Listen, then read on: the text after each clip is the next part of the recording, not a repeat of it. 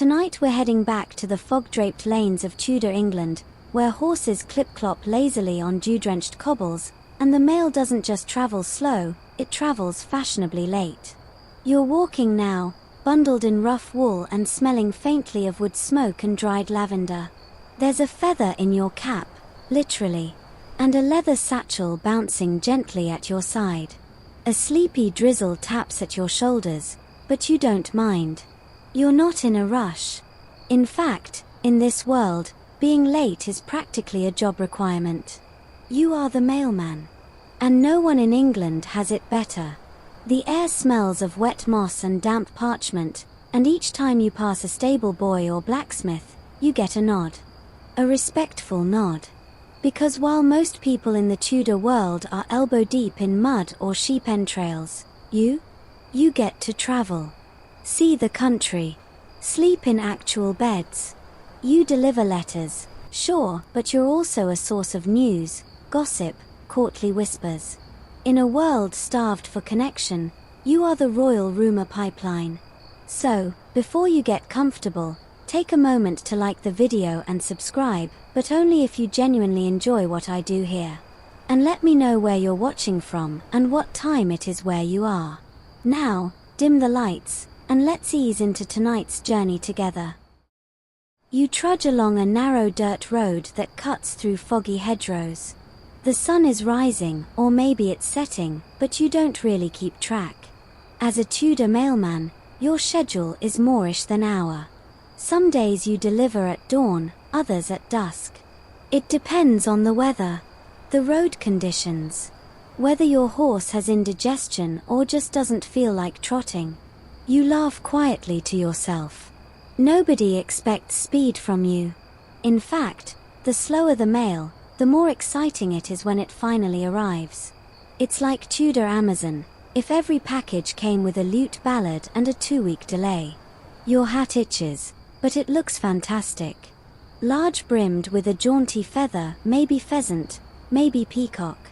You don't remember anymore, just that you nicked it off a noble's discarded hunting cloak 3 towns ago. Mailmen dress somewhere between peasant practicality and bardic flair.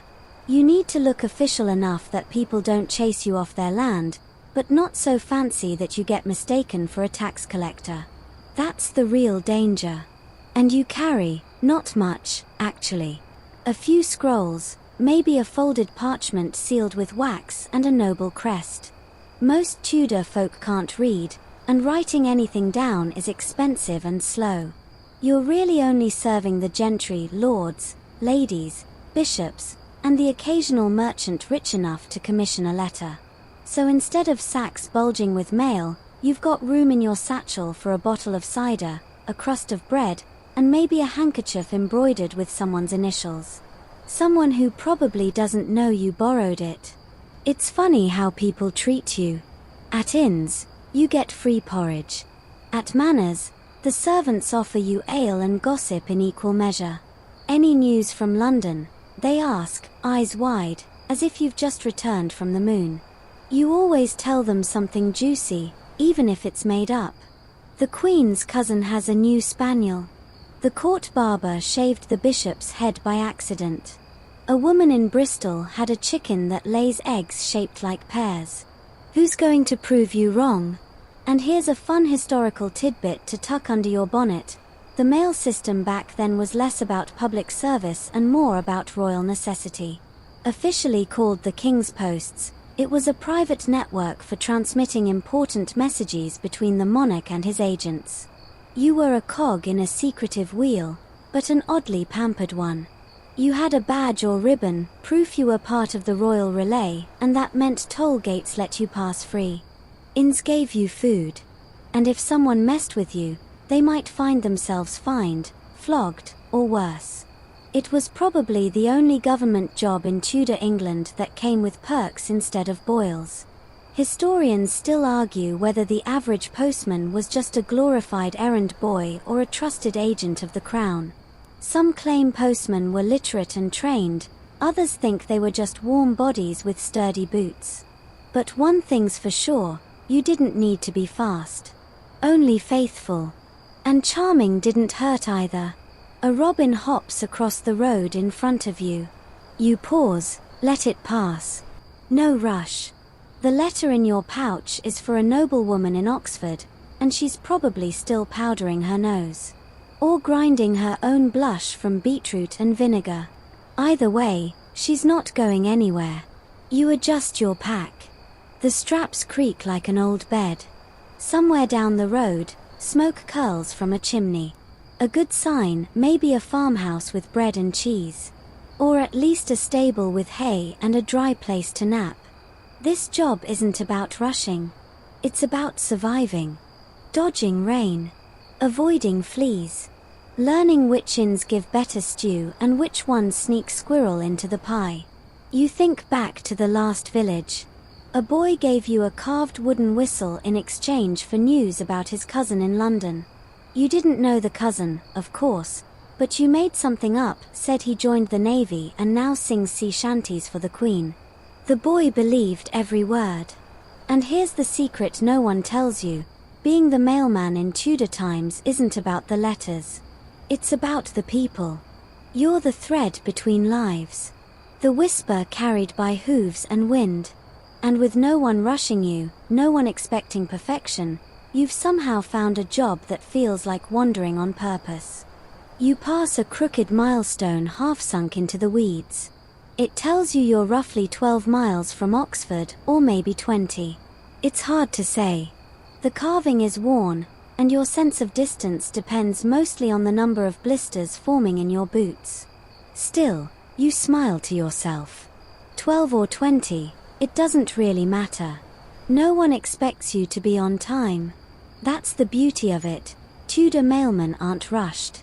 You move when the weather says so. When your horse feels cooperative. When the local bridge isn't collapsed or blocked by sheep.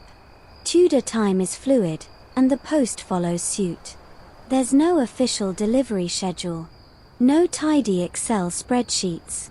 No middle manager asking for status updates by lunch. You're governed by wind, mud, and moonlight. If a storm floods the road, you wait it out in a cozy barn with a mug of weak ale and a straw mattress that smells suspiciously like goat.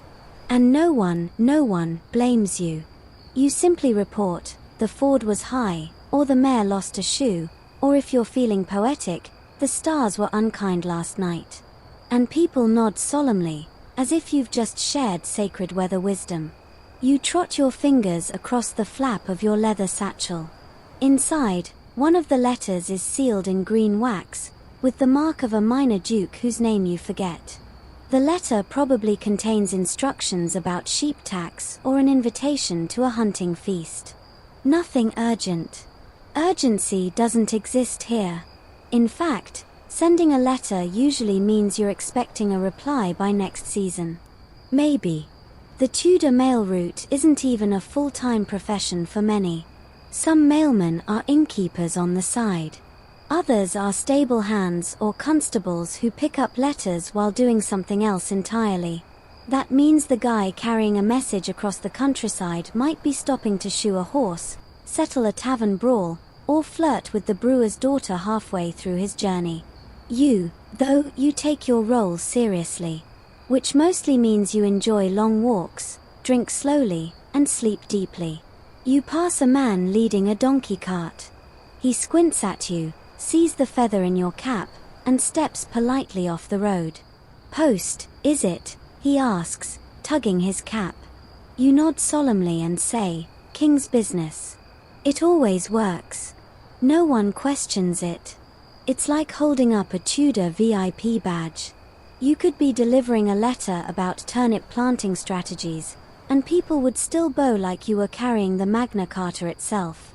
One odd detail people forget about the period: there's no universal postage. No standardized delivery fee. The person receiving the letter usually pays for it. So, if you show up and someone doesn't want to pay the farthing or two, they just refuse the letter. You shrug, put it back in your satchel, and keep moving. No drama. Sometimes you redeliver it the next day with a slightly more dramatic flourish. Sometimes you just forget about it entirely and use the parchment to wrap a wedge of cheese. Fun fact: scholars believe that early Tudor letters were often carried by whoever happened to be heading that way. Bakers, fishmongers, traveling friars. You didn't need to be certified, just not drunk enough to drop the envelope in a ditch. Over time, the role became more specialized, but that casual, ambling spirit stuck. Mail carriers weren't frantic, they were floaters. Dreamer-legged wanderers with wide eyes and broad gossip vocabularies. And when the king wanted something done fast, he didn't call you. He hired a mounted courier, armed, stern, and with a tight leather jerkin. Those guys galloped across the country like medieval Uber Eats. You're the scenic option. The kind of mailman who knows which farms bake saffron buns and which abbeys keep bees. You look up at the sky. A blue-grey canvas. A hawk wheels overhead, calling once before diving behind a hill. You pause to pick a blackberry from a hedge. It's a little sour, but it gives you something to chew while the clouds shuffle above. Somewhere behind you, the church bells ring, late morning, you think. Or maybe early afternoon. You never check. Clocks are a luxury of the urban elite, and stress, fortunately, hasn't found your profession yet. Another gentle reminder of how slow this all is: letters weren't even written in haste. Quills took time to dip. Ink blotted easily. And some of the more dramatic letters were decorated edges trimmed with lace, or illustrations sketched in the margins. Once, you delivered a note that smelled like crushed roses and had tiny pressed violets folded inside. You almost didn't give it to the recipient. You considered keeping it, letting it molder gently in your satchel forever, like a bottled secret. Historians still argue whether the slow pace of Tudor communication helped or hindered the kingdom's politics. Some say it gave rulers time to reflect. Others argue it left them vulnerable. Decisions made in London took days or weeks to reach the edges of the realm. But to you, that slowness is a balm. Each delay, each detour, is an excuse to breathe, to nap in the hay, to watch frogs dance in puddles. You turn off the road and follow a narrow path through a grove of alder trees. The grass is soft, the roots familiar. You've walked this way before, last summer, maybe. A little farmhouse lies ahead. An old woman lives there, brews chamomile, and always offers you a tiny clay cup. She never sends letters, but she loves to hear about them, especially ones involving scandal. You smile at the memory and tug your cloak tighter. It's getting cooler. A breeze stirs your feather and makes your hat wobble. Somewhere far away, probably in a castle or monastery, someone is wondering if their letter has been delivered yet. It hasn't. But it will. Eventually.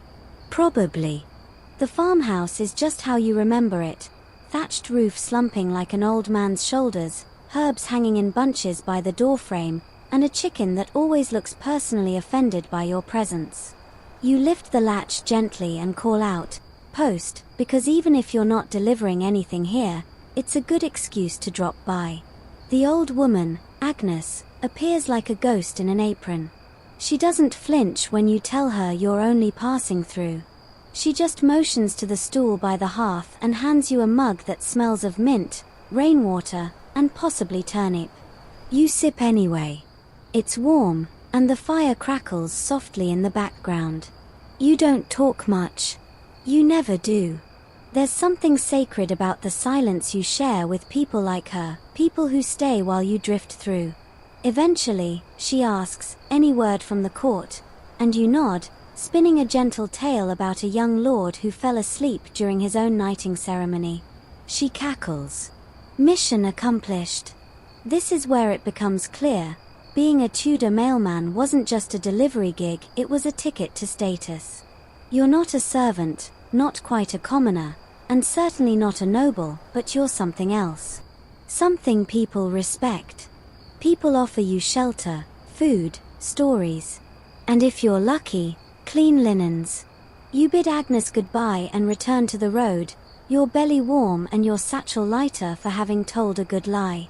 The next stretch of your journey cuts through open fields, and the sun finally pushes past the clouds. Your shadow stretches across the furrows of a newly ploughed path, and you imagine you're some kind of knight, just one who delivers passive-aggressive correspondence between aristocrats.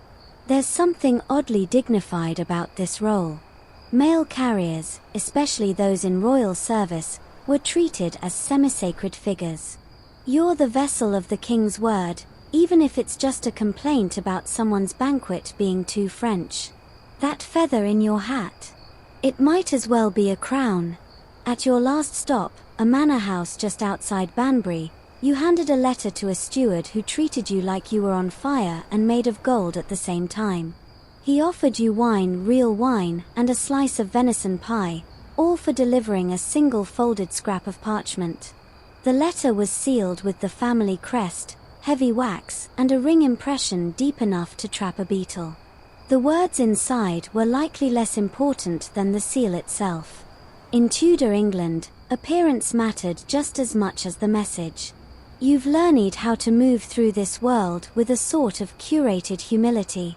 You bow just enough to earn kindness, speak just enough to seem mysterious, and walk like you've just left a royal chamber even if your boots are wet with sheep muck. Your profession wraps you in a cloak of minor importance. You're not rich, but you're respected, and that's a rarer currency. Of course, not everyone in the kingdom sees you that way.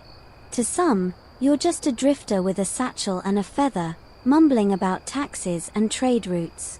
But to the people that matter, the landowners, the abbots, the gentry, you're something else. A living message. A trusted face. Historians still debate whether early postmen had standardized uniforms. Some accounts suggest a liveried badge or sash marked your royal employment. Others argue it was more informal, just a ribbon, or a particular type of boot worn to signify your route. One thing is certain, those under the king's post had privileges. You could commandeer a horse at an inn, demand a fresh one if you're tired, and even avoid tolls on the road. And in a world of rigid hierarchy, that's a lot of freedom for someone who mostly smells like wet parchment and ox grease. As you approach the next village, you pass a line of peasants trimming hedges. They glance up, see the feather, the cloak, the posture, and look away. Not out of fear, but because they know you're part of something distant and official. You're like a breeze from the palace. Brief. Cool. Gone before anyone can ask too many questions. Sometimes, of course, your status gets you more than food and nods. Once, you were invited to sit in the corner of a noble's feast simply because the guests wanted fresh news from the capital. You told them 3 things: that the Thames had frozen solid, that a French ambassador slipped on it and fell, and that the Queen had giggled. None of it was verified. All of it earned you a second helping of sugared plums. You pause at a crossroads marked by a crooked wooden post. One arm points west, to reading. The other points east but says nothing. The paint's gone, the lettering lost to rain and lichen. You know where you're going anyway. Not by the signs, but by the way the hedges lean, the way the stones curve underfoot. This land talks to you. And you, in turn, carry its secrets. Quirky tidbit incoming. Tudor nobles often hid little charms or herbs in their letters, lavender for calm, rosemary for memory, even powdered rose quartz for love. You once found a small pouch of dried orange peel stitched into the corner of a letter addressed to a Lady M. It smelled like midsummer and heartbreak. You didn't ask questions. You make your way through a shallow wood, birds chirping overhead, the kind of silence that feels painted, not lived. Everything in your path seems slow, peaceful, purposeful. You begin to wonder, could this really be the least stressful job in England? And as you stop to sip from a small stream, brushing the cool water from your lips with your sleeve, the answer floats in like mist: yes. As long as no one's expecting you to be anywhere soon, you might just be the luckiest worker alive. The road begins to rise now, gently, winding its way along the edge of a soft, mossy ridge. The trees thin, replaced by a sweeping view of sheep-dotted hills below, and you exhale like someone who just remembered how lungs work. The leather strap across your chest creaks again, but not in protest, in contentment, like it's grown as used to this meandering life as you have. You chuckle, softly, as you crest the hill. You're supposed to be in service of the crown, but truth be told, your only real supervisor is the weather. There is no boss breathing down your neck, no clipboard-toting overseer scowling because your delivery time exceeded the agreed-upon window. The Tudor mail system didn't function on punctuality. It functioned on probability and vibes. At the core of it all is one beautiful truth: there's no such thing as being late. There are no telegraphs, no stopwatches, no irritated noblemen furiously refreshing their inbox. If you arrive a day late, people assume the river flooded, your horse wandered off, or, best excuse of all, a highwayman chased you into a bog. Most of the time, they don't even ask. They're just grateful the letter made it at all, intact and not soaked in duck droppings. And here's where it gets fun: you technically don't report to anyone directly. You may be under the authority of the crown, or a noble household, or a church office, but no one is actually standing by the gate waiting to dock your pay. Your orders are often verbal, your routes loosely defined, and your timeline, well, your timeline is more of a gentle suggestion. Some letters take 3 days. Others, 3 weeks. It depends on the roads, the condition of your boots, whether the tavern down the lane still has that nice barley stew with the crispy onions. And if you happen to fall asleep in a hayloft for a full afternoon because the sun warmed your ankles just right, well, who's to say that wasn't part of the plan? The truth is, being a Tudor mailman is like being given a royal command and then immediately told, but, whenever.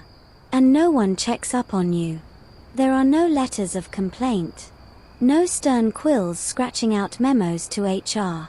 Even the people who run the mail system, the masters of the posts, mostly concern themselves with setting up new horse relays and arguing over whether the wax should be red or black this year. You stop at a gate where ivy spills across the wood like melted green lace. You tug it open, and the creak is so perfect, it might have been added in post-production. On the other side, a sleepy hamlet, barely 8 houses, 1 mill, and a church bell that rings about 20 minutes late every hour. You've been here before. You once delivered a letter that caused a marriage, or maybe a brawl, it's hard to remember. Either way, the ale here is good, and the stable boy owes you a favor. As you walk down the main lane, dogs bark from behind low stone walls. One trots alongside you for a while, tail wagging. You ruffle his ears and whisper, "Royal business," and he gives you a conspiratorial look before peeling off toward the mill.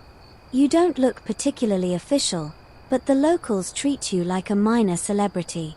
You're the bearer of news, the bringer of stories. And if they give you a mug of cider and you linger too long telling tales of London's latest scandals, well, that's just part of the magic. Fun detail: the Tudor postal network wasn't rigidly hierarchical. A lot of the structure came from innkeepers and local lords who helped coordinate routes. The official term for many mailmen was post boy, but don't let the name fool you. Some were middle-aged. Some were missing most of their teeth. Boy was more of a rank than a descriptor. You, for instance, are in your 30s. Probably. It's hard to tell. You sleep outdoors a lot and don't own a mirror. And yes, historians still debate just how loose this structure really was. Some argue the system worked like a relay, with fresh horses and riders stationed at strategic points, delivering mail like a sweaty game of Tudor tag. Others insist the process was haphazard, barely regulated, a charming chaos of mud, gossip, and misplaced wax seals. You've lived it, and your vote goes to the latter. You duck into the tavern, which is both the local inn and, unofficially, the central post office. The innkeeper sees you and waves with a meaty hand, wiping it on apron as he approaches. "Something for Lady Westbrook?" he asks, hopefully. You nod and hand over a neatly folded parchment. He doesn't even glance at it, he just sets it on a shelf between a jar of pickled onions and a dented lute. "She'll pick it up eventually. Or someone will. That's how this works." As a Tudor mailman, you are the opposite of a micromanager. Once a letter leaves your hands, it's someone else's concern. If the recipient reads it, misreads it, eats it, or loses it in the fire, none of it matters. Your job is simple: carry it from here to there, and try not to die in the process. And because there's no one breathing down your neck, you've become wonderfully, almost cosmically calm. Even your horse, old and woolly and slow as pudding, seems to share your energy. Sometimes you think he might be the reincarnation of a monk. He never runs. He just plods, eats, naps, and occasionally sighs like he remembers being a person once. You finish your cider and leave a few farthings on the table, though no one expects you to pay. You're carrying letters, after all. That counts as currency. You step back into the evening air. The light is warm and golden, the way it only is when the day's been uneventful and pleasant. You glance down at your satchel. 2 letters left. One for a friar in the next town over, and one for someone whose name has been scratched out and rewritten 3 times. That one will be fun. And as you stretch your legs, adjust your belt, and whistle to your slow, holy horse, you realize it again: this isn't just a job. It's a lifestyle. One without clocks. One without bosses. One where the world moves at the speed of hooves and clouds and mail sealed with half-melted wax. The road out of the hamlet curves gently uphill, worn into a shallow trench by centuries of hooves and wooden cartwheels. You walk beside your horse now, letting him graze lazily on grass poking through the edge of the path. He munches with the slow satisfaction of someone who knows no deadline will interrupt his meal. You can't help but admire his commitment to leisure. In many ways, he's your spirit animal. The last light of day stretches long over the fields, bathing the countryside in gold and rose. In your satchel, you've got 2 letters remaining, one of which is folded with such absurd intricacy you're half afraid to open it by accident. Tudor letters weren't just folded, they were origami puzzles, sealed in tight geometric configurations that turned a message into a kind of private sculpture. If it didn't take 5 minutes to open, was it even a real letter?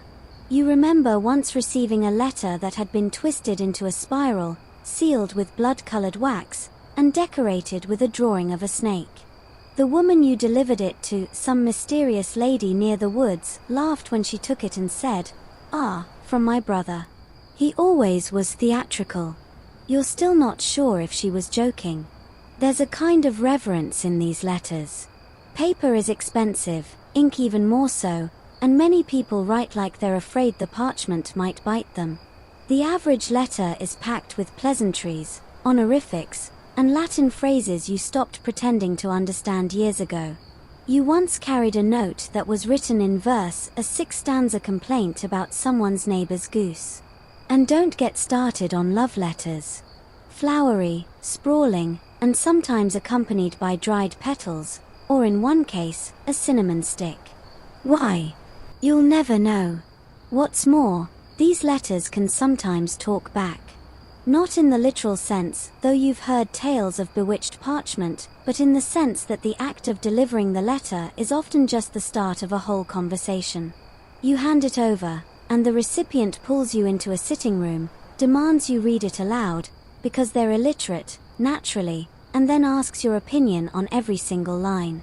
As if you're part mailman, part court counselor. Does he truly mean it? They ask, wide-eyed, fingers clutching their pearls. You shrug. He used 2 most gracious and are with fervent hope, so, probably. They sigh deeply. Then I must write him back. Tonight. Congratulations. You've become a relay in the Tudor emotional delivery network. Here's your mainstream historical fact of the night. Many letters during this period were sealed directly into themselves. No envelopes. Just folding, more folding, and wax. If someone broke the seal prematurely, it was obvious and deeply scandalous. You knew something was off if a letter arrived looking like it had been opened, refolded, and sealed again with slightly melty wax. More than one noble has accused a rival of stealing secrets when the folds didn't match. In fact, some scholars today study crease patterns in old letters to detect espionage. Yes, historians still argue whether certain Tudor letters were tampered with mid-route, and whether the mailmen were in on it. You, of course, maintain plausible deniability. But you have read a few. Don't lie. Everyone in your line of work has. Not the official ones, of course, you're not suicidal, but the ones without seals, hastily folded, or clearly written in angry haste. Letters between squabbling siblings. Notes dashed off in charcoal. A hastily scrawled "come quick, the pigs are out again," signed only with an X. You figure if they didn't want you to read it, they'd have wrapped it in snakeskin and sealed it with tar. You reach a low stone wall and sit on it for a spell, watching a distant farmhouse flicker to life with the orange glow of tallow candles. There's a soft wind now, rustling the hedges, and the distant bleat of a lamb who's either lost or just very dramatic. You let your boots dangle and your thoughts drift. You remember a letter you once carried that had a sprig of rosemary tucked into the fold. It smelled sharp and clean, and when you delivered it, the recipient, an elderly midwife, looked at you for a long moment and said, "He still remembers." You had no idea who he was, but you nodded solemnly and said, "Of course he does." Sometimes, that's all people need. One particularly odd delivery involved a packet of herbs wrapped in parchment, with no writing at all. Just a crude drawing of a goat and the number 7. You gave it to a local healer who smiled wide and said, "Right on time," before disappearing behind a curtain. You've never asked questions since. Sometimes, your role crosses into the strange. Not dangerous, exactly, but liminal. Like you're the trusted ferryman between the real world and the quietly enchanted one, delivering messages not just between people, but between stories. Quirky tidbit to note, some letters were scented deliberately, either to mask the smell of the parchment, or the writer, or to convey emotion. Lavender for sorrow. Rose oil for passion. Vinegar for anger. You've caught whiffs of all three, and a few other aromas that defy description. One smelled exactly like pickled trout and regret. You left that one in a ditch by accident. Maybe. It's getting darker now, and you fish in your cloak for the small beeswax candle stub you carry for nighttime reading. You light it with a flint and shield the flame with your hand. Then, you unfold the next letter, carefully, just enough to see the destination. For the hands of Brother Alric, St. Dunstan's Abbey. Ah, the friar with the bad breath and excellent jokes. He'll be thrilled. You tuck it back in, blow out the candle, and stand. The air has cooled, and a single owl calls from the woods behind you. Letters like these, strange, folded, scented, poetic, are the reason you don't mind how long the road is. They make you feel like the guardian of tiny mysteries, a walking lockbox full of riddles and romance. And best of all, no one's asking where you are, or when you'll arrive, or why your satchel smells faintly of rosemary and pickled fish. The road to St. Dunstan's Abbey dips through a narrow valley, hugged on both sides by old ash trees leaning in like gossiping old women. The path is soft underfoot, more moss than mud, and your boots barely make a sound. Somewhere behind you, your horse plods contentedly, dragging his hooves in a way that suggests he's either meditating or simply refusing to engage with the concept of urgency. It's getting late, but there's no panic. You have a letter to deliver, and danger. What danger? That's the unexpected truth of it. Despite Tudor England's well-earned reputation for plagues, war, and an alarming amount of pointy farm equipment, you, the mailman, are oddly safe. There's a kind of invisible cloak wrapped around you, a combination of tradition, royal endorsement, and sheer societal politeness that makes people not want to interfere with your journey. Robbers think twice before stopping a mailman. Peasants move aside when they see your feathered cap. Even the more excitable dogs seem to lose interest after a cursory sniff. You're like a traveling shrine, only instead of incense and relics, you carry tightly folded gossip and bad handwriting. It wasn't always this way. In the early days, messengers were often mistaken for spies or worse, especially when wandering into towns unannounced. But once the king's post system took shape, an official network of trusted couriers, you were no longer just a traveler. You were a representative of something bigger. A walking seal. A moving voice of authority. And society, for all its chaos, tended to respect that. You cross a small wooden bridge, its planks weathered but reliable. Below, a stream gurgles as if it's trying to tell you a joke it forgot the punchline to. You pause to let your horse drink. He slurps noisily, then sighs like the job has really taken it out of him.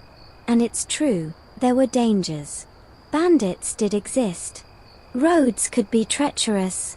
Wolves roamed in the colder months, and sometimes you'd hear strange sounds in the woods that definitely didn't belong to anything in the livestock family. But you, blessedly, are seen as neutral. People don't shoot the messenger, especially when the messenger might be carrying a letter from the Queen. In fact, historical records show that interfering with the king's mail was considered a serious offense. Punishable by fine, imprisonment, or in some cases, public humiliation, which, in Tudor England, could mean anything from stocks to being pelted with rotting fruit. One poor fool tried to steal a wax-sealed scroll in London and ended up sweeping dung outside the city gates in front of a very amused crowd. And so, you walk in peace, past broken hedges and crooked barns. The moon is beginning to rise now, a pale coin slipping up through the clouds. You light your candle stub again, not because you need to see the road, but because it feels good to have a small fire flickering at your side. It reminds you you're alive. It reminds you that warmth still exists in this chill-drenched countryside. The abbey appears suddenly around a bend, low stone walls covered in ivy, a squat bell tower yawning into the dusk. You knock on the wooden gate with the side of your boot, and after a long pause, Brother Ulrich answers. He squints, rubs his eyes, and then breaks into a grin. "Ah," he says, "the wind brings news tonight." You hand him the letter. He doesn't open it. Just holds it in both hands like it's a loaf of bread, warm and sacred. "You'll want broth," he adds, already turning inside. "And maybe a clean place to sleep that doesn't smell like donkey." You follow him into the abbey's small guest hall, where a pot simmers gently over a fire and two cats watch you like suspicious landlords. You sit on a stool near the hearth, pulling off your boots with a groan that feels more spiritual than physical. Brother Ulrich places a bowl of broth in front of you, onions, barley, a sprig of thyme floating like a prayer. "You've grown thinner," he observes. "Still not as thin as that stew," you reply, poking at it. He chuckles. "Good to see your manners haven't improved." He asks about London. You tell him the Queen's court smells more of perfume than policy. He laughs, nods. And then he tells you, as he always does, that should you ever tire of this wandering life, there's a cot here and a spare robe waiting. You always say the same thing, someday.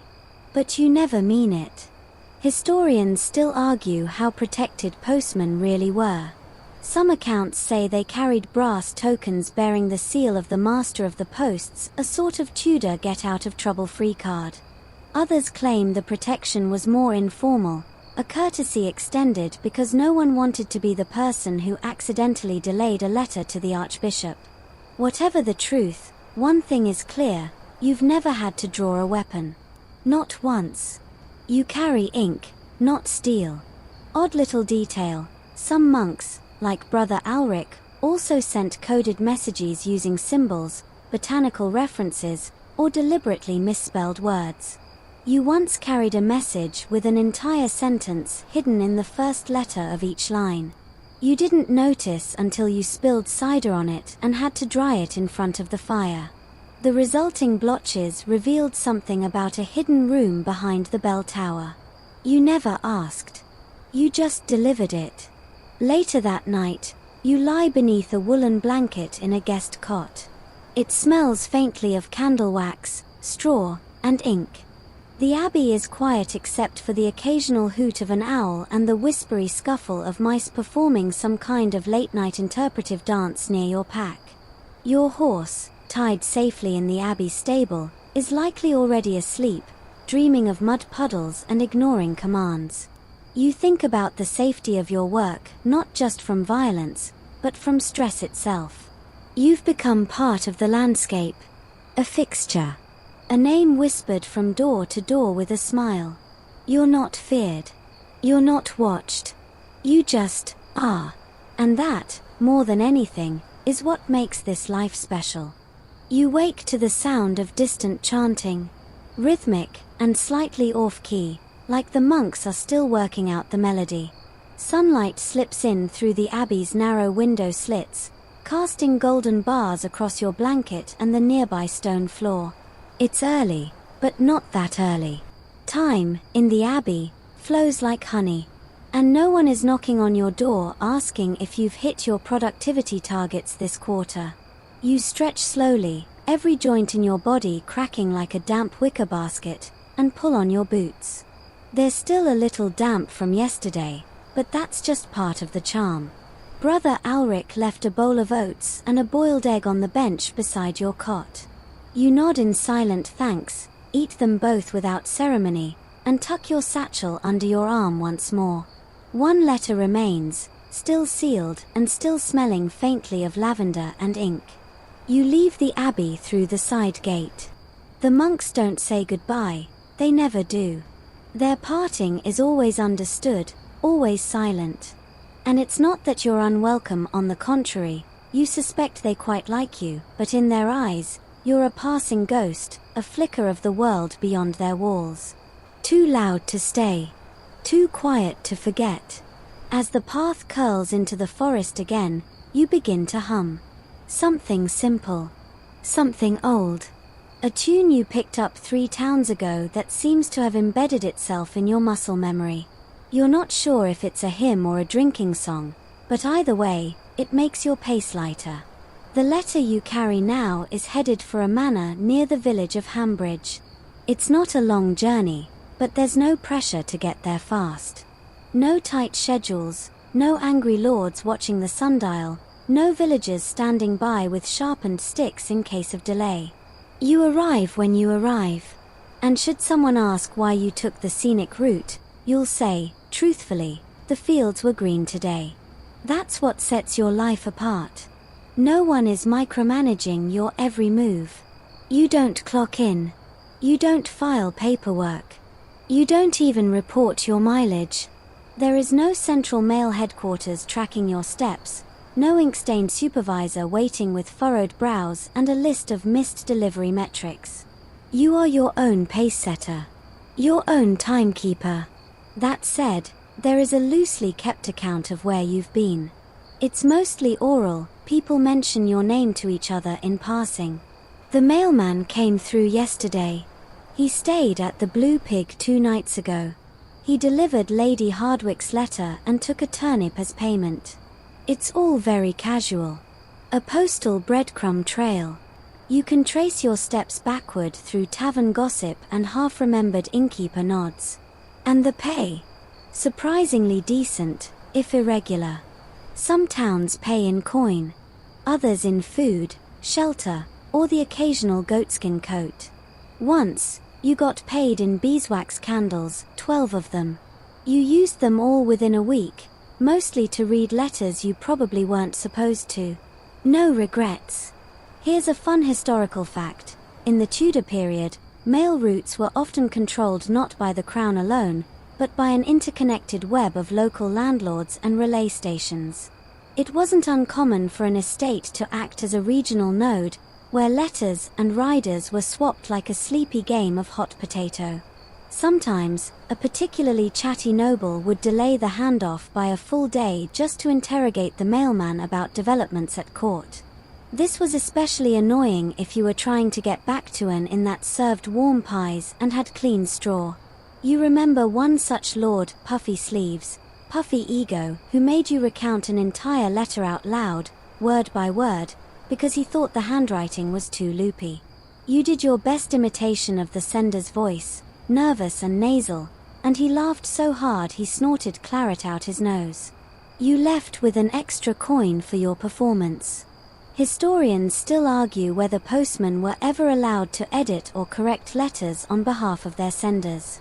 Some suggest trusted messengers may have smoothed out phrasing or clarified grammar before handing the letter over, especially when the sender was illiterate and had dictated the contents aloud. You've certainly tweaked a few things here and there. If someone says, "Tell her I miss her, but also that she smells like cabbage," you might opt for, "He misses you greatly and hopes your health is strong." It's diplomacy. You're basically a romantic diplomat with a strong stomach and muddy boots. You stop at a small brook where a wooden plank acts as a footbridge. The water's clear and cold, and a frog eyes you suspiciously before plopping into the reeds. You kneel to splash your face and take a drink. No one's looking. No one's hurrying you along.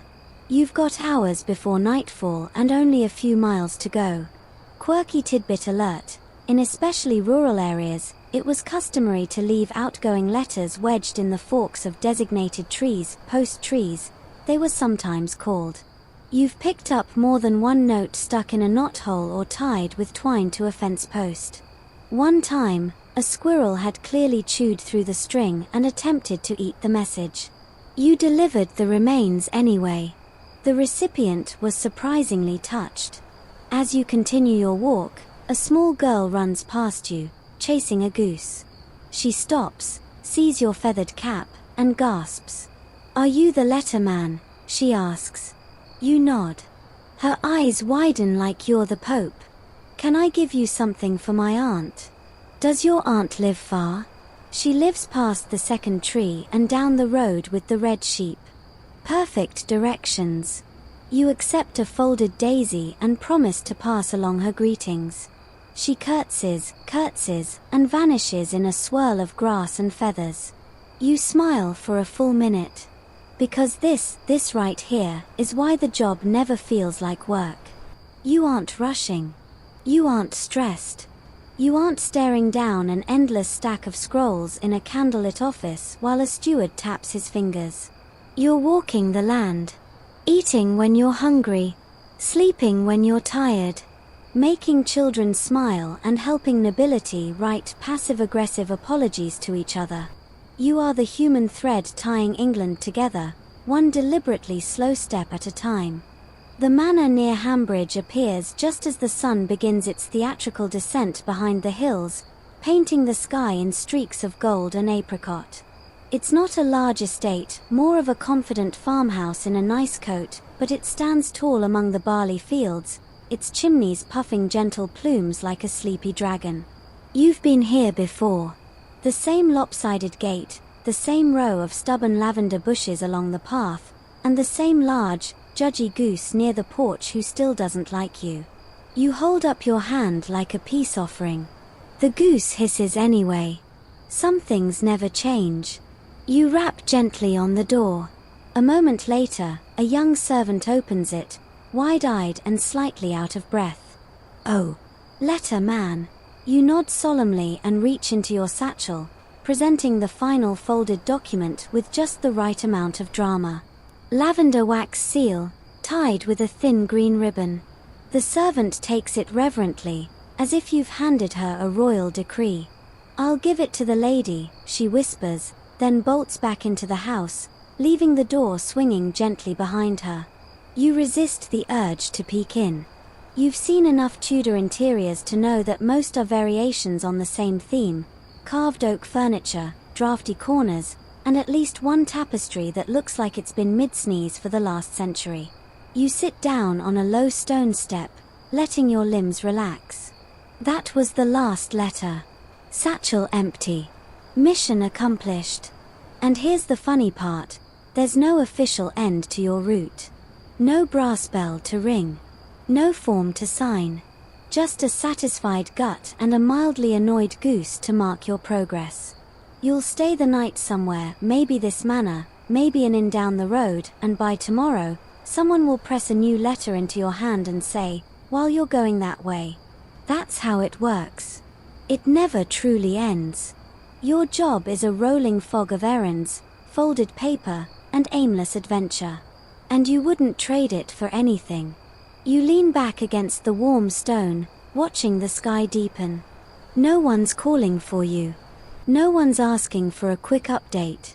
There's no Tudor version of a calendar reminder blinking at you from a wax tablet. You simply are a calm presence in a world that rarely offers calm to anyone else. Mainstream historical moment incoming. By the late Tudor period, the position of postboy had developed into a recognized and respectable occupation, especially for those working within or adjacent to royal service. Postboys could even be given official credentials, tokens bearing the symbol of the crown, to ensure their safe passage.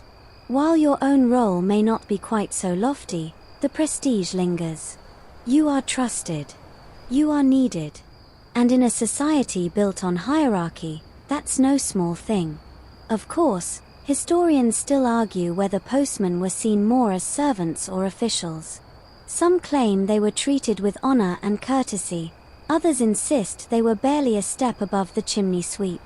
The truth likely depends on how expensive your boots looked and whether or not you smelled faintly of cheese.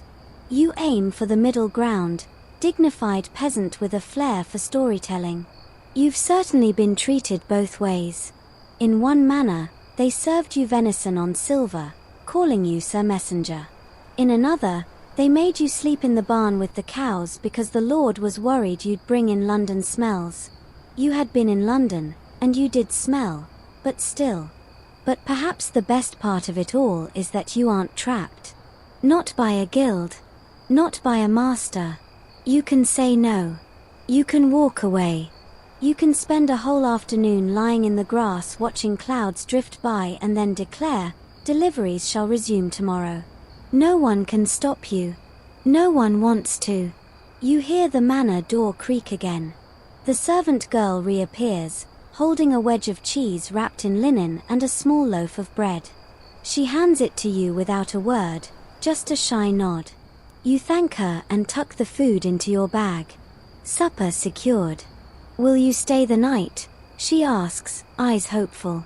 You consider it soft bed, warm hearth, but your feet are restless. Not tonight. Best be on the road, you say. More letters coming tomorrow, I'd wager. She watches you walk away like you're a page out of a book she's not quite finished reading. You follow the lane out of Hambridge, full-bellied, empty-satcheled, and perfectly content. The breeze lifts your feather gently, as if tipping its hat in approval. Your horse walks beside you, having entirely given up on pretending to be in charge. And here's a quirky little fact for you to ponder as the stars blink to life overhead. Some Tudor mail carriers used music to signal their arrival. A few played pipes or simple flutes, announcing themselves with a jaunty tune as they approached town. Not for security, just for style. You've tried it once or twice with a borrowed whistle. Mostly scared the chickens. Ahead, the path disappears into the tree line, thick with shadow and promise. But you don't feel fear. You've passed this way before. Probably. Maybe. Who knows? That's the best part of this life. Even when the road ahead is unknown, it always feels familiar. Like it's waited for you. Like it knows you're not in a hurry. You sleep beneath an oak that night, with your horse grazing nearby and the moon keeping loose watch above. Your blanket is thin, your pillow is a rolled-up cloak, and your mattress is whatever the ground happens to feel like today, soft and grassy, thank heavens. A few distant owls trade gossip across the fields. Somewhere far off, a fox barks once. You drift off with your boots still on and your satchel resting beneath your elbow like a loyal pet. When you wake, the world is blue. That early, Soft blue that only happens just before the sun stretches. Dew clings to your clothes like shy ghosts. You stretch, yawn, and eat the bread and cheese the manna girl gave you.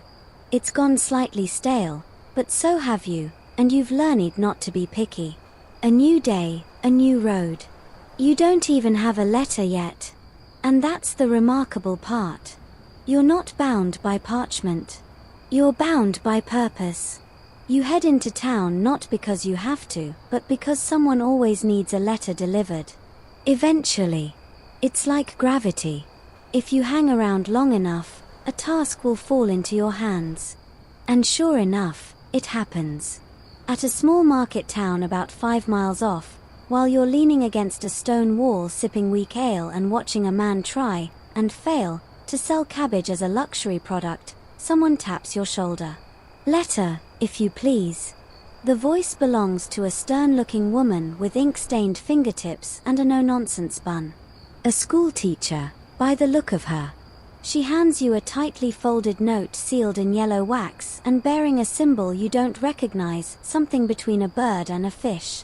You ask where it's going. North of Uffington, she says. The house with the iron rooster on the gate. Perfect. She offers you a copper coin. You wave it off. Instead, she buys you another ale. Good trade. As you set off once more, the letter tucked neatly into your satchel, you realize again how beautifully informal the Tudor postal system is. There's no need for forms. No registered barcodes. No signature upon delivery. It's all trust and memory. You take the letter because you said you would. You deliver it because that's who you are. If someone wants proof it was delivered, they ask the recipient, who might say something like, "Yes, the feather-hatted man handed it to me at dusk, just before the goat escaped." Your whole profession runs on reputation. Not on paperwork, not on deadlines, but on the knowledge that people know you're the one who gets things where they're meant to go. Slowly. Kindly. With dignity and the occasional goose attack. Here's your mainstream historical insight. The Tudor postal service, especially outside major court routes, was a kind of semi-formal chain of goodwill. The official King's Posts operated between London and key cities, but outside that, much of the delivery was handled by travelling messengers like you, freelancers, really, often hired per journey, trusted for their local knowledge and, well, not being thieves. Historians still argue just how efficient this system really was.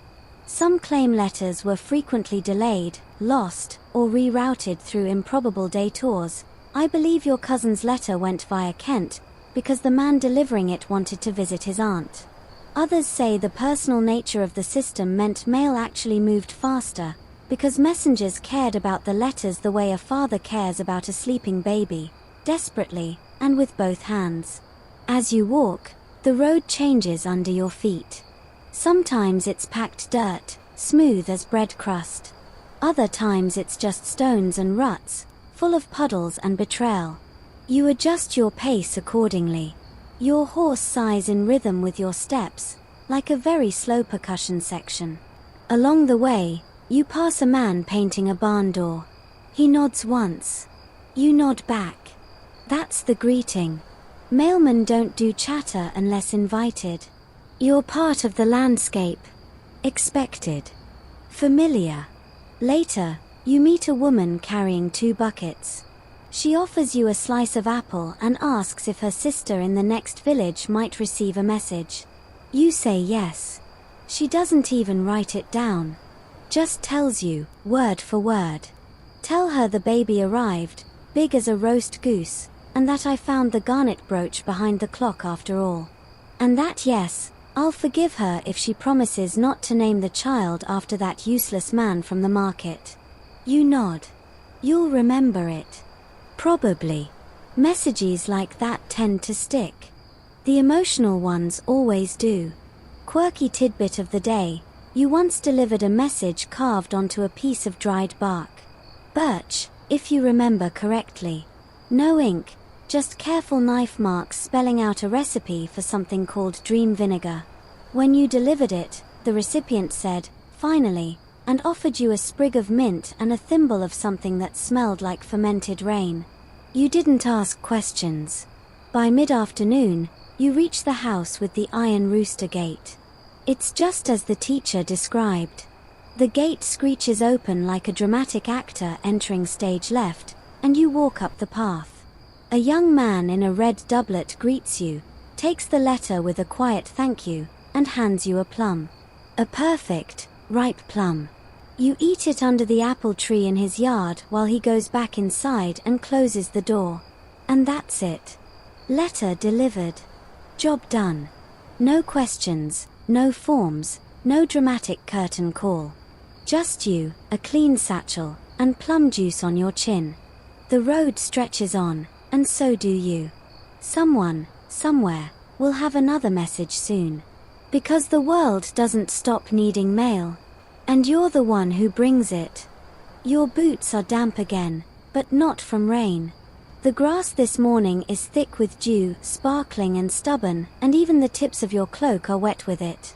The sun filters weakly through the clouds, promising a fair day but not swearing to it.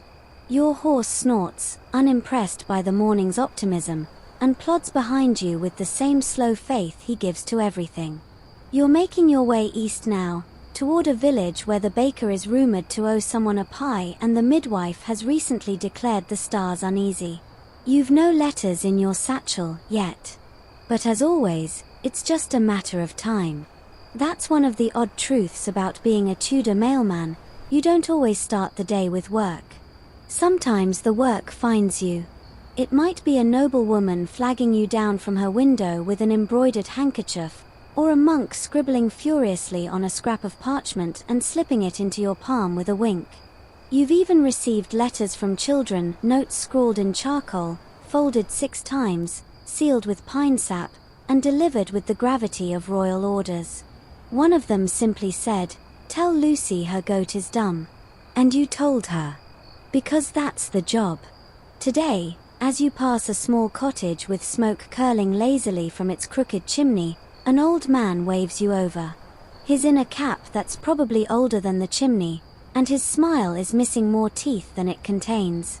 But his eyes are sharp. "Got something needs delivering," he rasps. "You going near Dunstow?" You shrug. "Close enough." He disappears into his house and returns with a folded bit of parchment tied with blue twine. "It's for my daughter," he says. "Tell her I still have the dog." You nod. No address. No coin. No questions. You tuck it gently into your satchel, nestled among the crumbs from yesterday's plum. The charm of your profession lies in its gentle unpredictability. You never know what you'll carry next. A love confession, a warning, a recipe, a riddle. Once, you delivered a letter that was just a drawing of a chicken wearing a crown. The recipient looked at it, nodded, and whispered, "She forgives me." Your work is strange, quiet magic. And you are its wand. Mainstream fact break: Tudor England had a curious relationship with literacy. While members of the court, clergy, and wealthy merchant classes often read and wrote with fluency, many commoners could only manage a name, if that. As a result, letters were often dictated to scribes or family members, making your job even more delicate. You weren't just transporting words, you were transporting secrets, sentiments, and sometimes things the sender might not even fully understand. You remember one woman who gave you a letter with shaking hands. "He'll know what it means," she said. "Even if I don't." She didn't even open the finished parchment after the scribe handed it back. Just sealed it and looked away. Historians still argue how much Tudor mailmen read of the letters they carried. Officially, you weren't supposed to read any of them. But unofficially, everyone knows that curiosity and boredom are powerful allies. Especially when you're waiting for a ferry with nothing but a loaf of rye and a goat chewing on your sleeve.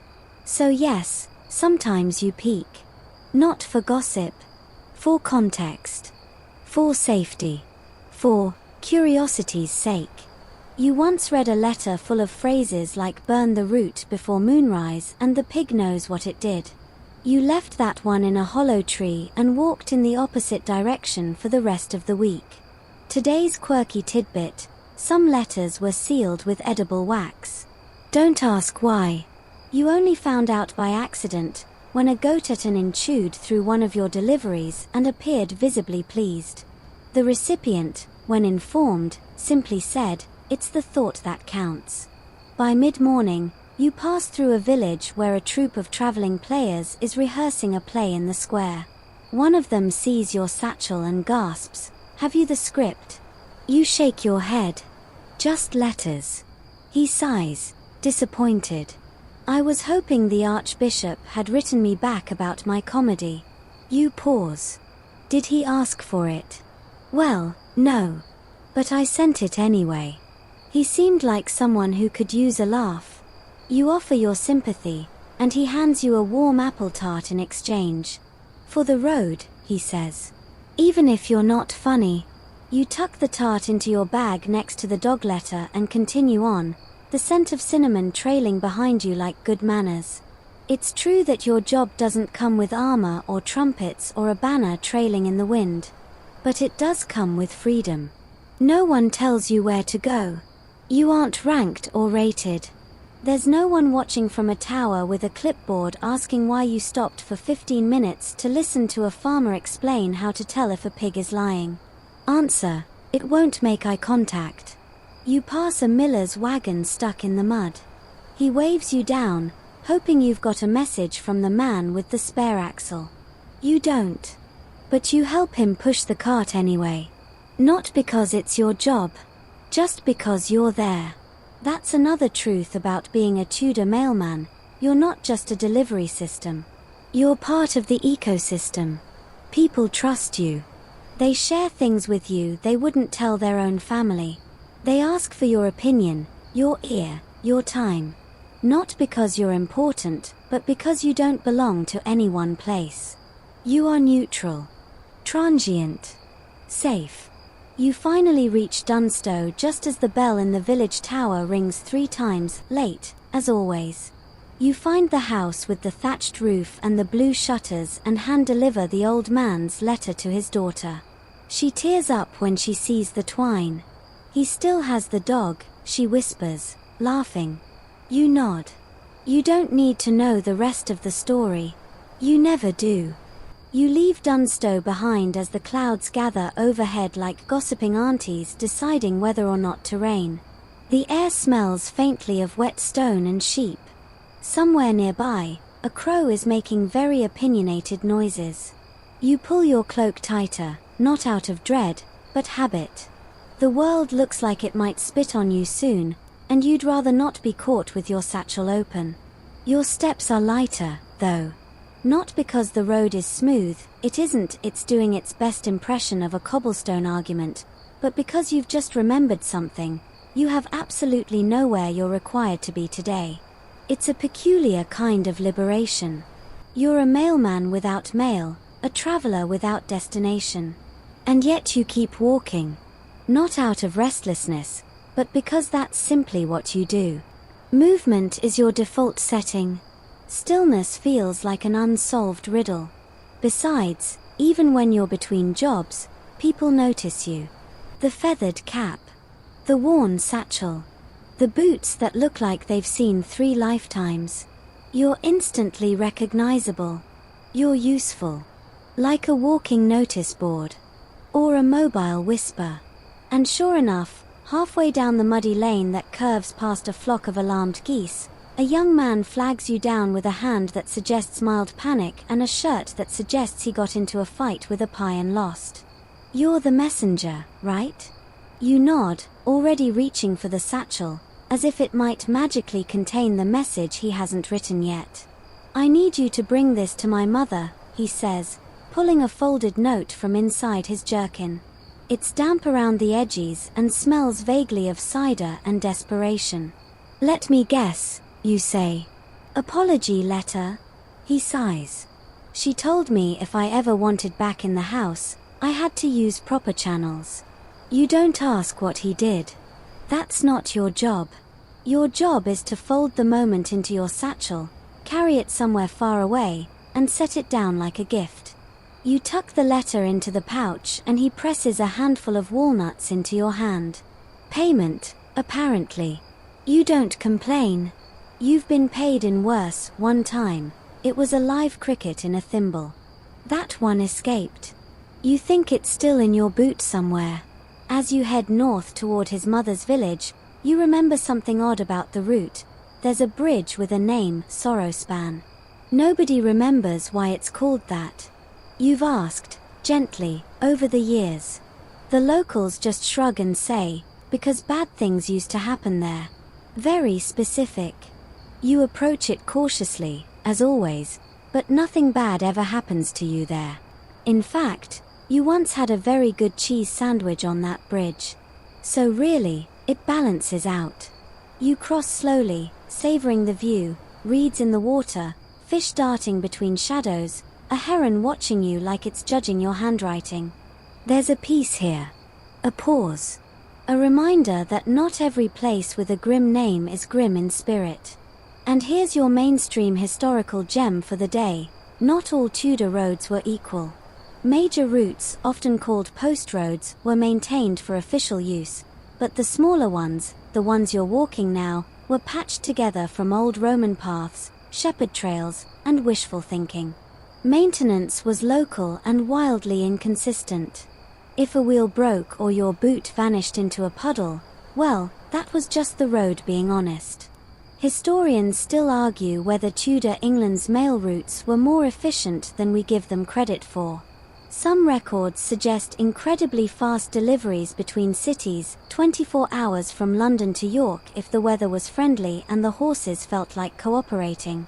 Others claim that some messages took weeks to arrive because a courier stopped to visit his cousin, fell in love, and forgot he was working. You've never been that bad. But you did once pause a route for 3 days because a village was holding a cheese rolling contest and someone dared you to participate. You lost. Spectacularly. Today's quirky postal moment arrives not long after Sorrowspan, when you pass an elderly woman sitting in a chair in the middle of a field. Not near a house. Not near a barn. Just a chair, and a bonnet, and a look of mild irritation. Messenger, she croaks, without turning her head. Come here. You do. She hands you a scrap of linen with something stitched onto it in tiny, careful letters. Tell Agnes I'm not dead. Yet. That'll do, she says, and waves you off like she's just dismissed court. You don't know where Agnes lives. But you've heard the name. And that's enough. Because that's the other secret no one tells you. Half your job is simply knowing where people used to live. You remember their mothers, their cousins, their preferred pews in churches. And you track them like breadcrumbs, across counties and years. You reach the village by sunset and hand off the young man's apology note to a tall woman with flour on her sleeves and disappointment on her face.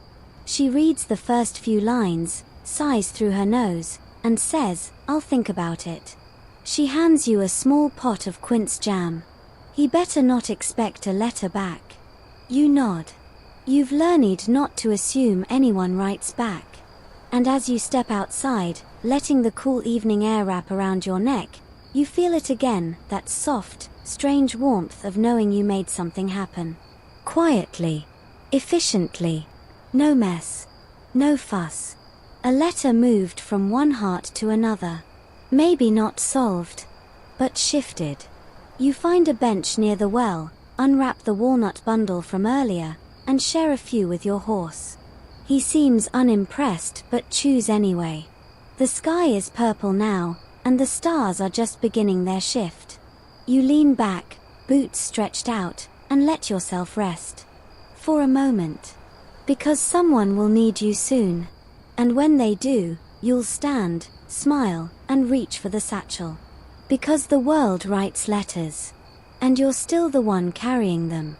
The rain finally arrives sometime in the early hours, not in a stormy tantrum but with the gentle patience of a monk pouring tea. By dawn, your cloak is damp again, Your boots squish slightly when you walk, and your horse has developed a dramatic sniffle that is clearly using to make a point. Still, the world smells clean. Washed. The roads, though puddled and slightly argumentative, are empty. There's something satisfying about being the only soul moving along them. You imagine the letters in your satchel, just one this time, sealed with dark red wax and marked with a ribbon so fine it could have been combed from fairy hair, resting comfortably, their words sleeping until it's time to be read. The letter is headed for a manor just past the village of Carrow. You've only been there once, years ago, and it wasn't for a delivery. It was for a wedding. You don't remember the names, but you remember the soup, parsnip, thick, with a swirl of cream shaped like a swan. You spilled it on your lap, then pretended it was a fashionable blotch. You think about that wedding now, mostly to distract from the water slowly working its way down the back of your shirt. The village is about 10 miles off. You've already walked 2. You've got nowhere better to be. And that's what makes this life so unusually gentle. You're never late. You're simply en route. No bosses. No ticking clocks. No townsfolk glaring at you over the edge of a timesheet. You're not a courier in the modern sense. You're a conveyor of moments, and moments arrive when they're ready.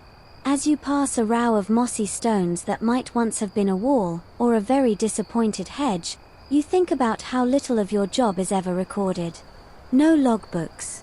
No archives.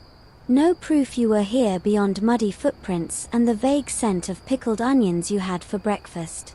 And yet, somehow, you're remembered.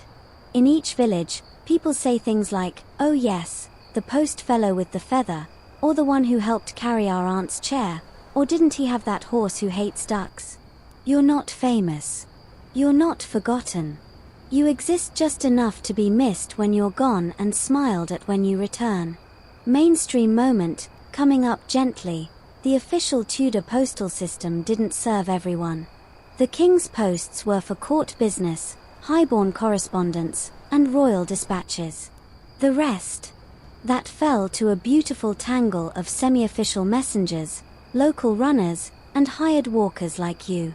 Families relied on travelers, clergy, and yes, people like you, to keep them connected. In a world where news moved slower than bread rising, you were the method. And somehow, it worked. Letters got where they needed to be. Usually. More or less. Historians still argue how reliable this system truly was. Some call it charmingly functional. Others say it was a miracle anything arrived at all. The truth, likely, is both. There were delays. There were mix-ups. Once, you delivered a letter intended for a bishop to a man who sold cabbages and had very strong opinions about incense. But also, somehow, the right messages reached the right people at the right time. Often enough that people kept sending them. It's still raining when you pass the stone well outside Carrow, and you're greeted by an old woman under a dripping bonnet who says, "The manor's that way. Mind the goose." You nod. Of course there's a goose. The manor gates are rusted slightly at the hinges, but still open with a noble creak. A footman in a brown coat takes the letter, inspects the seal, and raises an eyebrow. Will you wait for a reply? You think about it. You've no other messages. The stables look dry. There's a pot of something good-smelling steaming on a windowsill. "I can wait," you say. He nods once. You'll want to sit in the scullery. But don't touch the chessboard. The cook gets territorial. You're led into a low-beamed kitchen where a fire crackles, bread bakes, and a cat eyes you like you owe it rent. You sit by the hearth, stretching your legs, drying your cloak. Someone places a mug of warm cider in your hands, unasked. And you realize this may be your favorite part of the job, the pauses. The strange, kind little moments where the world invites you in, warms you up, and lets you be part of it. Not as a guest. Not as a hero. Just as the letter carrier. You wait there nearly 2 hours. No one minds. The cook lets you taste the broth. The cat eventually decides you're not a threat and uses your knee as a pillow. When the reply is ready, it's handed to you in a green envelope tied with black thread. The footman nods again. For the sister, near Mill Hollow. You don't ask why it needed 2 hours. You just take the letter and go. Because that's what you do. Quirky fact of the day, some letters weren't sealed with wax but with dried flower petals. In certain regions, it was a romantic tradition. If the petals were intact when the letter arrived, the recipient would know it had been carried gently. You once received one sealed with rose petals and instructions that read, "Only open if the sky is blue when it arrives." It was raining that day. You left the letter with a friend and came back weeks later, on a sunny afternoon. It felt right. By the time you leave Caro, the rain has slowed to a drizzle, and the road glistens like it's been polished. You take the reply note carefully, tuck it in, and head west toward Mill Hollow, where you suspect a reply to the reply is already being composed. And you'll deliver that one, too. Maybe not today. Maybe not tomorrow. But eventually. Because the mail must move. And you are the quiet current carrying it through the countryside, with a squelchy boot step and a heart that doesn't mind the miles. By the time you reach Mill Hollow, the clouds have thinned into vague suggestions, soft shadows drifting across the hills like they've forgotten their purpose. The fields here are wide and stitched with hedgerows, the kind of place where sheep outnumber people and gossip travels on the wind. The path underfoot is firm again, mostly dry now, and the air has that post-rain crispness that smells faintly of grass, wood smoke, and something you'll optimistically call hope. You know this road well. You've walked it in sun, snow, and once during a locust swarm that turned out to be just a lot of very angry butterflies. That was a strange week. The letter in your satchel, green paper, black thread, that lingering scent of ink and dried thyme hasn't moved. But it feels ready. Like it knows the end of its journey is near. You've often wondered whether letters have their own kind of memory. Whether they remember being written. Whether they understand what they carry. You reach the sister's cottage just as a boy is tying up onions in loops under the eaves. He sees your feathered hat and gasps like you've arrived on a dragon. "You've got news," he says, and bolts through the front door yelling, "Mum, the postman's here." And he's real. Inside, a woman appears, wiping her hands on a flour-dusted apron. She's taller than you expected, and her eyes are sharp like a person who's had to make many decisions, and fast. You hand her the letter. She doesn't open it immediately. She just holds it for a long, quiet moment. Then she gives you a single nod, the kind that holds more than 100 words, and disappears back inside. You don't wait. You've done your part. The road is already tugging at your feet. And that's the thing no one understands about your job. You rarely see the endings. You don't get the resolution. You carry beginnings. Hopes. Warnings. Confessions. Sometimes you're the first to know a secret, and the last to hear what came of it. But that's fine. That's enough. You're not here to eavesdrop on conclusions. You're here to keep the story moving. Mainstream fact detour. During the Tudor period, the speed of a letter varied wildly depending on who carried it. Official messengers, those employed directly by the crown or high-ranking nobility, might swap horses every 10 miles, traveling swiftly between key cities.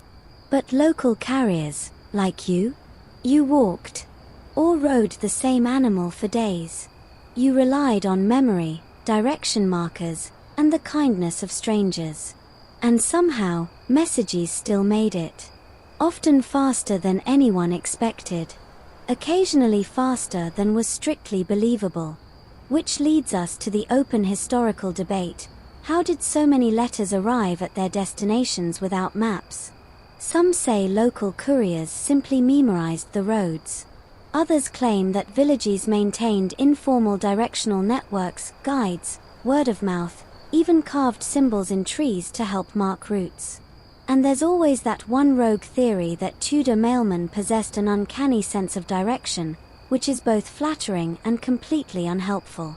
You personally suspect it's a mix of instinct, eavesdropping, and a lot of asking old men at crossroads, is it left at the oak tree or the angry cow?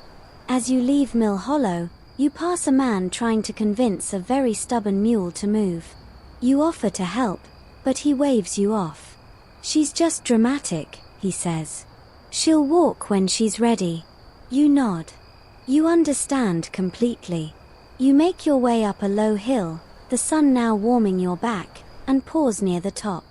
From here, the land opens wide, and you can see 3 villages in the distance, each no more than a smudge of thatched roofs and chimney trails. You sit on a stump, pull out a bit of bread you've been saving, and take a bite. It's slightly stale, but so is your sense of time, and the two go well together. A boy rides past on a donkey and shouts, "You missed the fare." You call back, "I miss every fare." He grins, throws you an apple, and vanishes down the road. You consider the apple a moment, small, slightly bruised, exactly perfect, and then tuck it into your bag. A future snack for a future version of you. You spend a good hour on that hilltop. You're not waiting for anything. You just enjoy the quiet. And in your stillness, people pass, a washerwoman humming to herself, a tinker whistling, and a farmer muttering about cursed turnips. They all nod at you. No one asks what you're doing. They know. You're the mailman. You're always exactly where you need to be, even if you're nowhere in particular. Here's a favorite fringe tidbit. In some remote corners of the countryside, certain villages had a tradition called the candle post. If someone had a message they desperately needed sent, they would light a candle in their front window and leave it there until a trusted traveler agreed to take it. Sometimes it burned for days, sometimes for minutes. Either way, it was never ignored. You've carried a few of those flame-born messages yourself. They always feel heavier.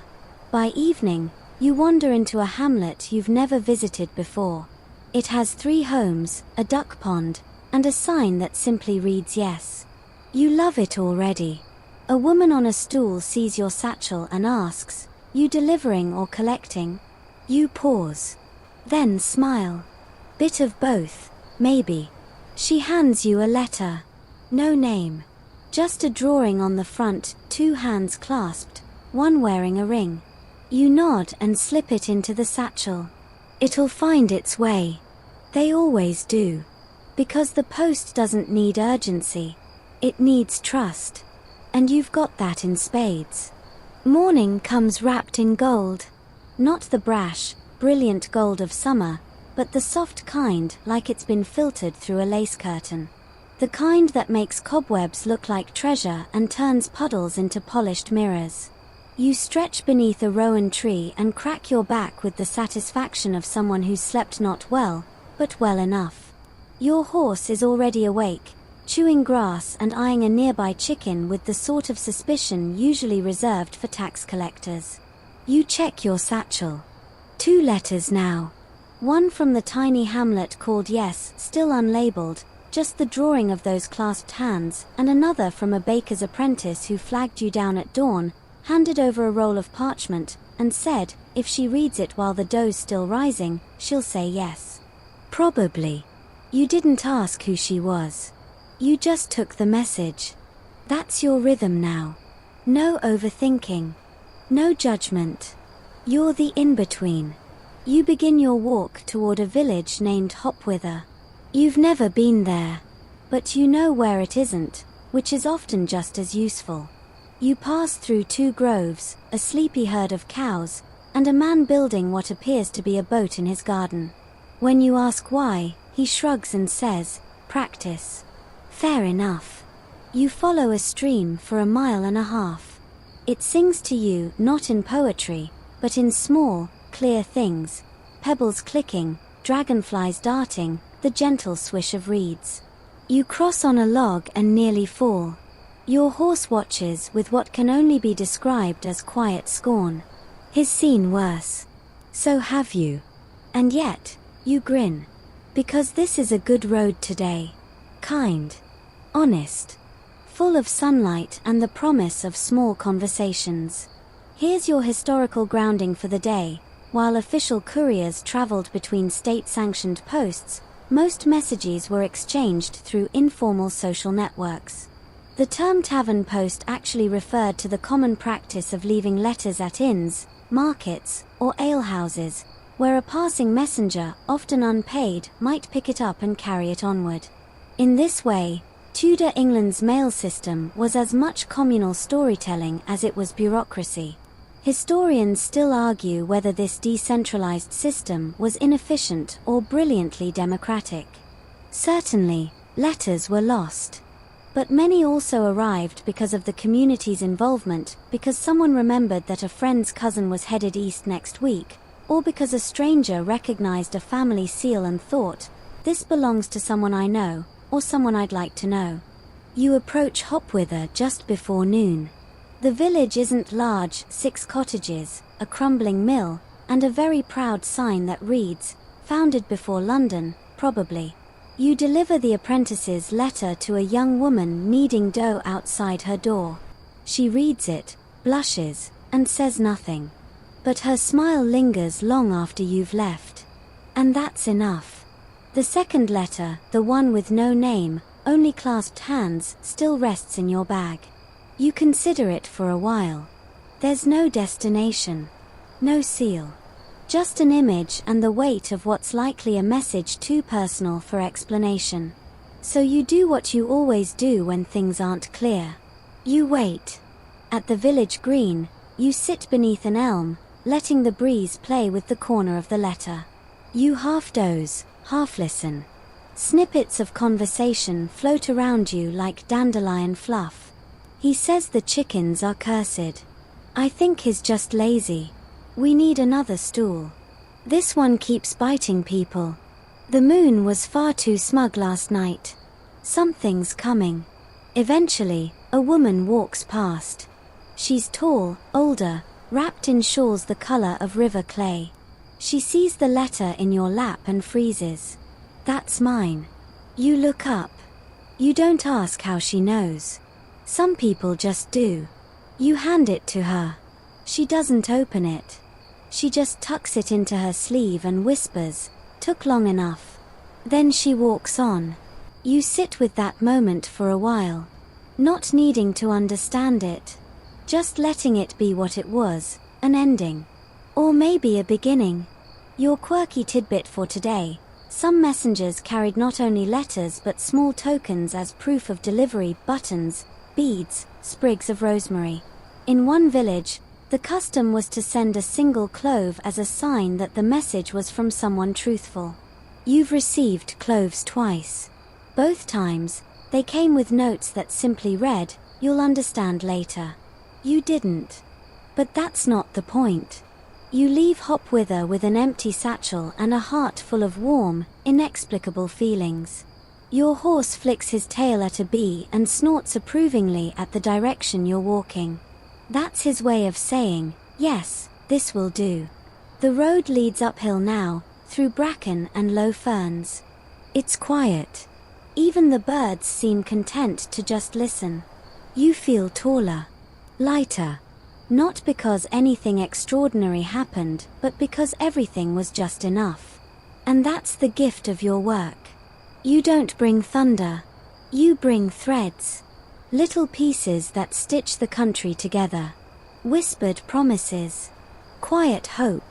A poem on a page that makes someone remember their name. Or their home. Or what forgiveness might look like in written ink. You find yourself humming. It's not a song you know.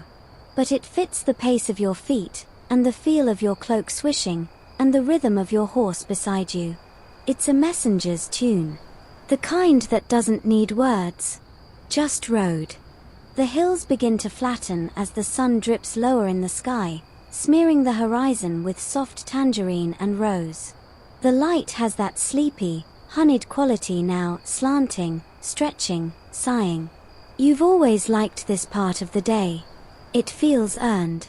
Like the world is slowing down just for you, rewarding you for all the small things you carried without complaint. Your satchel is empty again. Not because there's no more mail, of course, there's always more mail, but for this moment, for this hour, you're free of it. And so, you let yourself wander without purpose. Not toward anything. Just through. You pass a patch of windflowers, their white petals nodding like they're agreeing with your thoughts. Somewhere nearby, a flute is being played very badly. You don't mind. You've delivered messages to people who've said worse things on purpose. One time, a love letter that simply said, "Let's agree not to argue in front of the ducks again." You turn off the main road and follow a smaller path, narrow, overgrown, and clearly more familiar to foxes than feet. It leads you to a clearing you've never seen before. There's an abandoned cart there, tipped gently on its side, like it's resting. Moss has grown along its handles. Something about it feels quiet. Not sad. Just done. You sit beside it. The world is glowing now, shadows stretching long and golden. You pull an apple from your cloak, take a slow bite, and lean back. This is the part no one sees. They see the feathered hat, the arriving silhouette, the handing over of paper and words and silences too important to speak aloud. But they don't see this, the end of the day. The stillness that comes after. They don't see how deeply the road sinks into your bones, how it teaches you patience, how it makes your thoughts slow enough to feel gentle. Here's one last historical touchstone before we dim the lights. By the late Tudor period, postal efficiency increased for those close to court or with wealth, but remained beautifully inconsistent for everyone else. A noble's letter might travel from London to Gloucester in 2 days, while a farmer's request for sheep ointment might take 2 weeks, depending on whether the messenger fancied a detour or was distracted by an ale festival. The entire system operated on a thin, miraculous thread of trust. And historians still argue whether this loose patchwork of messengers was a failure of infrastructure or a rare moment of human honesty functioning at scale. Think of it, thousands of people, connected not by contracts or apps or digital tracking, but by the simple understanding that someone would carry something if you asked politely and paid them in jam, or buttons, or the knowledge that you'd do the same one day. You once carried a letter for 3 days just because the man who gave it to you looked too sad to say please. You didn't tell anyone. You didn't need to. One final quirky gem: some letters weren't written at all. They were spoken. Entrusted to memory, handed over with a whisper and a warning. Say it exactly as I did. You've done that, too. Memorized messages so intimate you felt like you were borrowing someone else's heartbeat for a moment. One was just 3 words. Delivered to an old woman in a garden, who heard them, blinked once, and said, then it's settled. You never found out what. And you don't need to. Because this was never about you. You're not the writer. You're not the story. You're the thread. You're the hush between the pages, the silence after the envelope's opened, the space that lets the message land. And so, you rise. Brush the dirt from your coat. Thank the cart for the rest. And head back toward the road. It will twist again, of course. It will rise and dip and split and meander. You'll get lost. You'll ask for directions. You'll sleep under trees. You'll be bitten by ducks. Again. Probably more than once. But you'll keep walking. Because someone will need a message delivered. And you'll be there. Because you always are. So now, as the story softens, and the last of the sun disappears behind those gentle hills, let's slow everything down, together. You're still on that old road, boots dusty, cloak heavy with the scent of rain and bracken. But you're not in a hurry anymore. You've earned the rest. The wind is warm now, like a whisper. The sky is slipping from peach to violet, then to that deep, inky blue that feels like velvet pressed to your skin. Somewhere behind you, the letter is safe. Or opened. Or forgotten. It doesn't matter now. What matters is the stillness. The way your breath matches the quiet rhythm of the night. The world has stopped asking anything of you. No one's calling your name.